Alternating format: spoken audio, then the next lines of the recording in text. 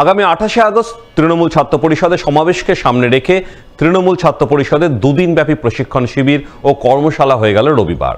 শেষ দিনে মালদার প্রশিক্ষণ শিবির ও কর্মশালায় অংশ নিয়ে মুখ্যমন্ত্রী মমতা বন্দ্যোপাধ্যায়ের আদর্শ মেনে ছাত্র আন্দোলন করার ব্যাপারে ছাত্রদের অনুপ্রাণিত করলেন তৃণমূল ছাত্র পরিষদের রাজ্য নেতৃত্ব। আগামী 28শে আগস্ট তৃণমূল ছাত্র পরিষদের প্রতিষ্ঠা দিবস। তাই প্রতিষ্ঠা দিবস পালনকে কেন্দ্র করে এবারও কলকাতায় অনুষ্ঠিত হতে চলেছে তৃণমূল ছাত্র পরিষদের এক বিশাল সমাবেশ। সেই সমাবেশ মঞ্চে প্রধান বক্তা হিসেবে বক্তব্য রাখবেন মুখ্যমন্ত্রী মমতা বন্দ্যোপাধ্যায়। তাই আসন্ন সমাবেশ সফল করতে এবং সংগঠনভুক্ত কর্মীদের রাজনৈতিক শিক্ষায় শিক্ষিত করে তুলতে তৃণমূল ছাত্র পরিষদের পক্ষ থেকে মালদায় দুদিনব্যাপী প্রশিক্ষণ শিবির ও কর্মশালা আয়োজন করা হয়, যার শেষ দিন ছিল রবিবার। শেষ দিনে বক্তা হিসেবে হাজির ছিলেন শিলিগুড়ির মেয়র গৌতম দেব, রাজ্য তৃণমূলের মুখপাত্র দেবাংশু ভট্টাচার্য, তৃণমূল ছাত্র পরিষদের রাজ্য সভাপতি তৃণাঙ্কুর ভট্টাচার্য, সংগঠনের প্রাক্তন রাজ্য সভানেত্রী জয়া দত্ত সহ আরও অনেকেই।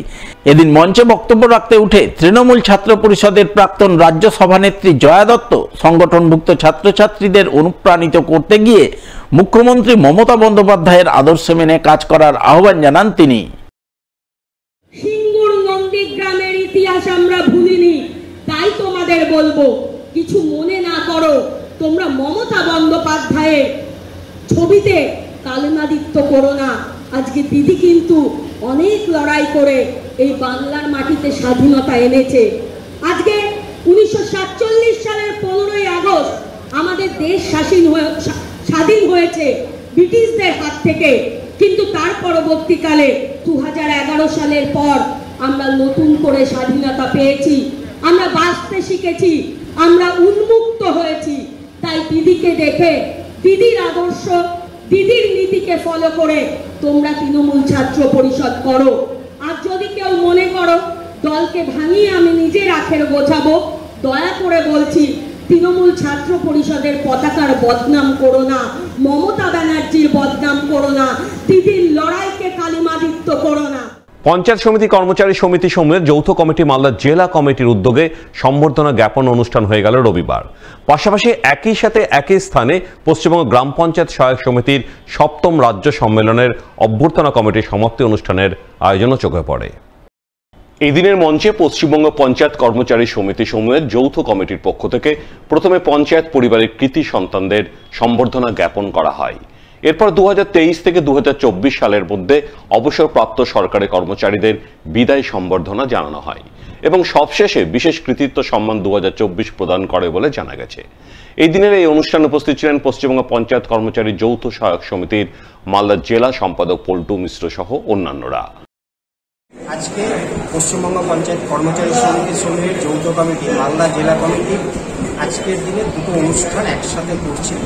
এক হচ্ছে আমাদের ত্রিস্তর পঞ্চায়েত কর্মচারীদের পরিবারের যে সমস্ত কৃতি সন্তান সন্ততি বোর্ড এক্সাম পাস করেছে, অর্থাৎ ক্লাস 10 এবং ক্লাস 12, এইরকম 12 জন মাধ্যমিক এবং 21 জন উচ্চ মাধ্যমিক, মোট 33 জন কৃতি ছাত্রছাত্রীকে আমরা সম্বর্ধনা জানাচ্ছি। তার সাথে আমরা 2023 সাল থেকে আজ পর্যন্ত যে সমস্ত ত্রিস্তর পঞ্চায়েতের কর্মচারী বন্ধুরা রিটায়ার করেছে তাদেরকে বিদায় সম্বর্ধনা জানাচ্ছি। আর পঞ্চায়েত কর্মচারী যিনি পঞ্চায়েতের বাইরে অন্যান্য যে সামাজিক ক্ষেত্রগুলো আছে সেই ক্ষেত্রে যারা দারুণভাবে পারফর্ম করছে সারা রাজ্যব্যাপী, তাদেরকে আমরা একজন করে প্রত্যেক বছর লাইফ টাইম অ্যাচিভমেন্ট পুরস্কার এই বছর থেকে নতুনভাবে চালু করেছি। এই বছরে এই পুরস্কারটা আমরা দিতে যাচ্ছি মালদা জেলার বিশিষ্ট গম্ভীরা শিল্পী এবং লেখক অমর মণ্ডল। অন্যদিকে এদিনই পশ্চিমবঙ্গ সরকারি কর্মচারী সমিতি সমূহের রাজ্য কোঅর্ডিনেশন কমিটি এবং পশ্চিমবঙ্গ সরকারি কর্মচারী সমিতি মালদা জেলা শাখার যৌথ উদ্যোগে রক্তদান, মরণোত্তর দেহদান ও চক্ষুদানের কর্মসূচি রূপায়িত হয়। এই উপলক্ষে মালদা জেলা কর্মচারী ভবনে সংগঠনভুক্ত সদস্যরা রক্তদান করেন, সেই সঙ্গে কয়েকজন মরণোত্তর দেহদান সহ চক্ষুদানের অঙ্গীকার গ্রহণ করেন বলে জানা গেছে।